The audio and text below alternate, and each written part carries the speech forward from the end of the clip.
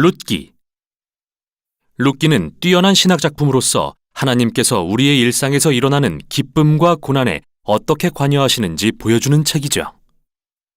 이 책에 나오는 3명의 주요 인물은 과부 나오미, 모압 여인 룻, 이스라엘 농부 보아스입니다. 그들의 이야기는 4장에 걸쳐 아름답게 구성되어 있는데요.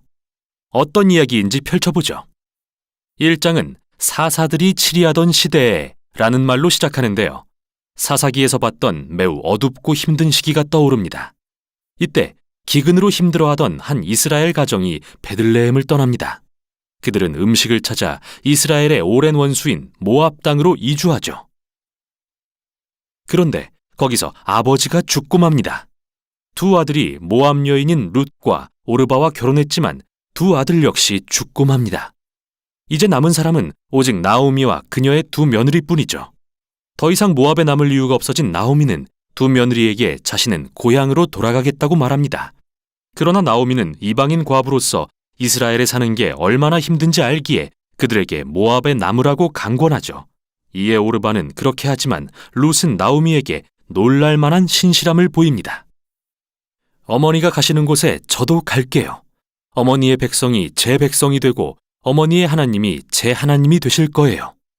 결국 2 사람은 이스라엘로 함께 돌아오고 1장은 나오미가 자기 이름을 마라, 즉 히브리어로 쓰다라는 말로 바꾸며 자신의 비극적 운명을 슬퍼하는 걸로 끝이 납니다. 2장은 나오미와 룻이 어디서 먹을 것을 구할지 논의하는 장면으로 시작하는데요. 마침 그때는 보리 추수 시기였습니다. 식량을 찾아 나선 룻이 마침 이삭을 줍게 된 곳은 보아스라는 남자의 밭이었는데 그는 마침 나오미의 친척이었습니다. 보아스는 고매한 사람이었고 이미 룻에 대해 알고 있었죠. 룻의 이야기를 더 알게 된 보아스는 그녀에게 놀라울 정도로 관용을 베푸는데요. 이방인이자 이민자인 룻이 자기 밭에서 이삭을 줍도록 특별한 배려를 해줍니다. 보아스의 이 행동은 율법에 기록된 대로 이방인과 가난한 자를 환대하라는 말씀에 순종한 것이었죠. 보아스는 나오미에 대한 룻의 신실함에 매우 감명을 받아 하나님께 그녀의 담대함을 넉넉히 갚아주시라고 기도합니다.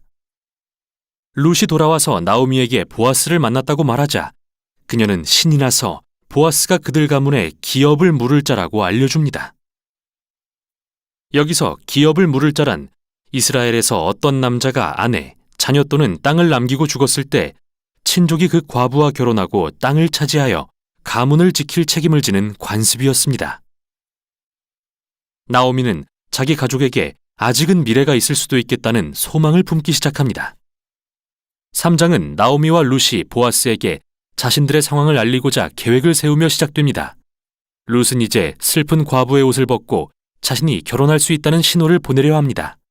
룻은 보아스를 만나러 그날 밤 타작마당으로 갑니다. 그녀가 다가가자 놀라서 잠을 깬 보아스에게 룻은 자기 의사를 분명히 전달합니다. 나오미 가족의 기업을 물으고 자기랑 결혼해 줄 수 있는지 묻죠. 보아스는 나오미와 그 가족에 대한 룻의 신실함에 또 한 번 감탄하면서 룻을 현숙한 여인이라고 부르는데 이 말은 잠언 31장에 나오는 표현과 같습니다. 보아스는 룻에게 내일까지 기다리라고 하는데 이는 성읍 장로들 앞에서 합법적으로 룻과 나오미를 구제하기 위해서였죠. 3장은 룻이 나오미에게 돌아가 일어난 일들을 말하며 함께 놀라워하며 끝납니다. 4장은 룻기의 대단원입니다. 마지막 순간 보아스는 나오미에게 자신보다 더 가까운 친족이 있다는 것을 알게 됐는데 실제로 그는 이 가문의 기업을 물을 우선권이 있는 사람이었죠. 그러나 막판에 이 사람은 모압 여인인 룻과 결혼해야 한다는 것을 알고 이를 거절합니다.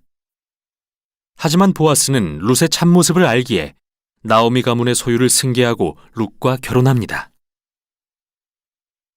마치 처음에 룻이 나오미의 가문에 신실했듯이 이제 보아스도 그들에게 신실함을 보여줍니다. 이야기가 결론에 이르자 1장의 모든 비극이 반전됩니다.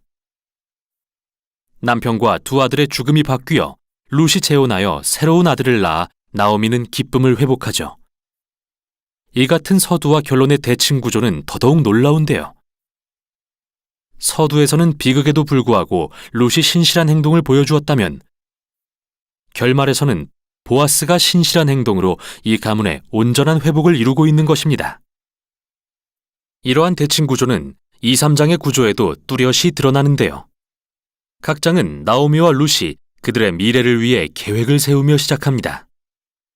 그 후 룻과 보아스는 섭리에 따라 만나고 마침내 나오미와 룻은 모든 일어난 일들을 기뻐하며 마무리됩니다.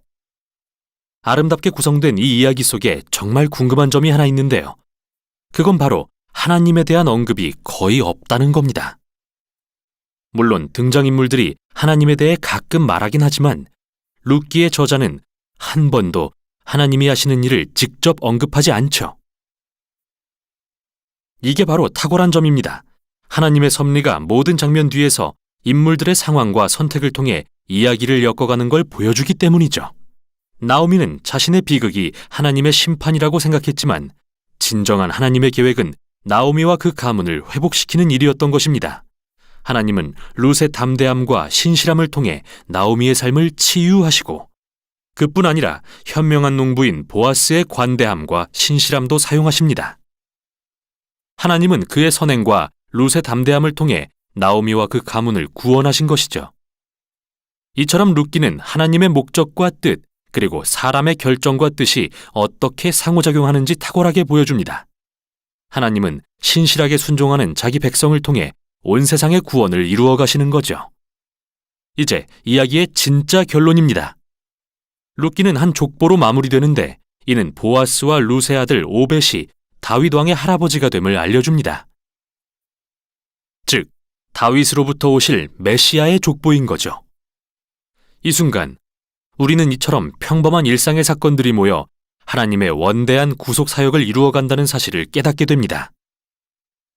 룻기는 우리에게 평범한 일상의 삶 속에서 구체적으로 일하고 계시는 하나님의 역사를 묵상해 보라고 권면합니다. 이게 바로 룻기가 전하는 내용입니다.